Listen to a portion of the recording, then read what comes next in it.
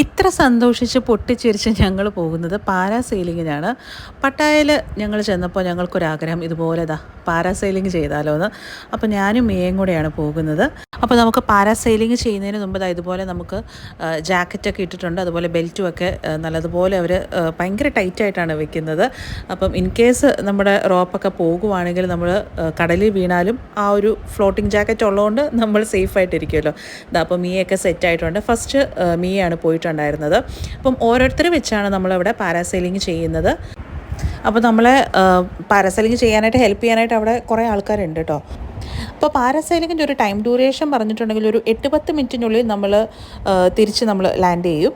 നമ്മൾ പോയിട്ടുണ്ടായിരുന്ന ഒരു ഈവനിങ് ടൈമാണ്. ഏർലി മോർണിംഗും അതുപോലെ തന്നെ ഈവനിങ് ടൈമൊക്കെ ആകുമ്പോഴത്തേനും ആ വെയിലിൻ്റെ ആ ഒരു ചൂട് കുറവില്ല. അതുകൊണ്ട് ഞങ്ങൾ ഈവനിങ് ടൈമാണ് ചൂസ് ചെയ്തിട്ടുണ്ടായിരുന്നത്. അപ്പോൾ മിയ ഭയങ്കര ഹാപ്പി ആയിട്ട് ലാൻഡ് ചെയ്തിട്ടുണ്ട്. അവൾക്ക് ഒത്തിരി ഇഷ്ടപ്പെട്ടു. ഭയങ്കര ഹാപ്പി ആയിട്ടാണ് വന്നിട്ടുണ്ടായിരുന്നത്. അത് കഴിഞ്ഞ ശേഷം ഞാനും പോയിട്ടുണ്ട്.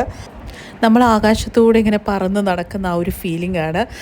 അതുപോലെ ഈ ഒരു സൺസെറ്റിൻ്റെ ടൈം ആയതുകൊണ്ട് തന്നെ ഭയങ്കര ബ്യൂട്ടി ആയിരുന്നു. നല്ലൊരു എക്സ്പീരിയൻസുമാണ്. പിന്നെ എക്സ്ട്രാ വീഡിയോസും ഫോട്ടോസും ഒക്കെ വേണമെന്നുണ്ടെങ്കിൽ അവിടെ നിന്ന് തന്നെ അവർ എടുത്തും നമുക്ക് തരും കേട്ടോ.